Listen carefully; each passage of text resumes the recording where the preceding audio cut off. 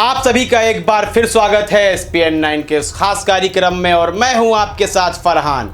Corona महामारी जैसे ही पांव पसारती जा रही थी, अपने पंख फैलाती जा रही थी, वहीं पर एक धार्मिक रंग भी दिया जाने लगा था। कोरोना को भी हिंदू मुसलमान का एक वार बता दिया था, इसे भी एक जिहाद बता दी गई थी। यहाँ तक कि कई न्यूज़ चैनल ने कोरोना को हटा करके जिहाद का एक अन्य चार्ट भी बना दिया था कि मुस्लिम समुदाय किस प्रकार की जिहाद करता है।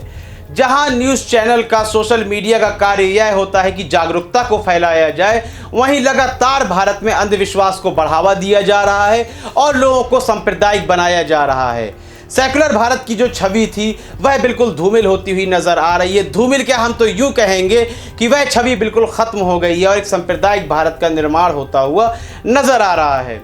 मौजूदा समय में हम बात करेंगे, प्रधानमंत्री का राज्य है गुजरात, जहां से उन्होंने ख्याति पाई है। गुजरात मॉडल को लेकर उन्होंने 2014 में वोट पाए थे और गुजरात मॉडल और गुजरात में कानून व्यवस्था को लेकर लगातार जो तारीफें की जाती थी भारतीय जनता पार्टी के नेताओं द्वारा, उसके गठबंधन दलों द्वारा, अंधभक्तों द्वारा, उनके प्रशंसकों द्वारा जो तारीफें की जाती थी, तो जिसने गुजरात का दौरा भी नहीं किया था वह भी सोचता था कि गुजरात का विकास मॉडल वाकई में अभूतपूर्व है, विदेशों को चुनौती देता हुआ नजर आ रहा है। जब कोरोना जैसी महामारी ने भारत में कदम रखा तब मुझे लगता था चाहे पूरा भारत परेशान हो जाए, लिप्त हो जाए, लेकिन गुजरात में शायद एक केस भी देखने को नहीं मिलेगा। लेकिन हो जाता है बिल्कुल इसका उलट। यदि हम पिछले 24 घंटे की बात करें तो गुजरात में 441 मामले सामने आए हैं कोरोना के और 368 मौतें हो चुकी हैं। यह 24 घंटे का आंकड़ा है।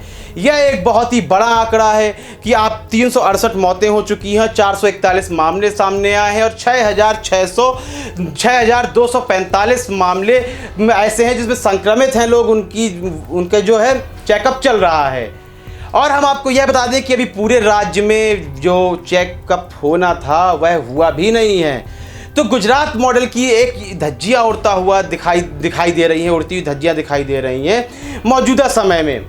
क्या वहाँ की शासन व्यवस्था भी अब बेकार हो चुकी है? चाहे आप मध्य प्रदेश लें, वहाँ एक स्थायी सरकार को गिरा दिया जाता है और मौजूदा सत्ताधारी दल किसी प्रकार की भी एक संपूर्ण योजना लागू करने में बिल्कुल नाकाम दिखाई दे रहा है। शिवराज सरकार ने, आप देख रहे हैं कि जल्दबाजी में मंत्रिमंडल तैयार किया है, मंत्री पद की शपथ दिलवाई हैं, उसमें भी एक यलगार चल रहा है, एक लड़ाई हो रही है कि कुछ भारतीय जनता पार्टी के नेताओं को शायद मंत्री नहीं बनाया जा सकेगा जिनके अंदर लालसा थी, क्योंकि उसकी जगह तो सिंधिया के 20 विधायक आए हैं, उसमें से कम 10 से 12 विधायकों को मंत्री पद मिलने वाला है।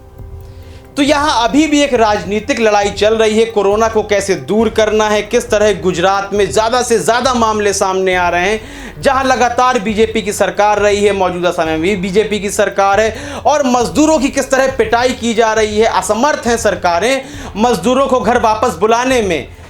आप कहेंगे कैसे असमर्थ हैं? कारण यह नहीं है कि ट्रेन से कैसे लाएंगे, कारण यह है कि 21 दिन के क्वारंटाइन में उन्हें किस तरह से सुविधा मुहैया करवाई जाएंगी। यह सबसे बड़ी परेशानी है सरकार के सामने।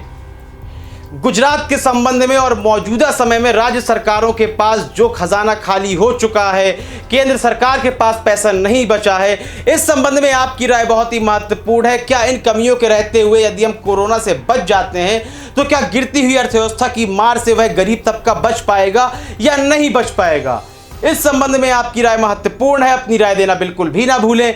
कार्यक्रम को लाइक करें, ज़्यादा से ज़्यादा शेयर करें और चैनल को सब्सक्राइब अवश्य कर दें। तब तक के लिए इजाज़त दीजिए। धन्यवाद।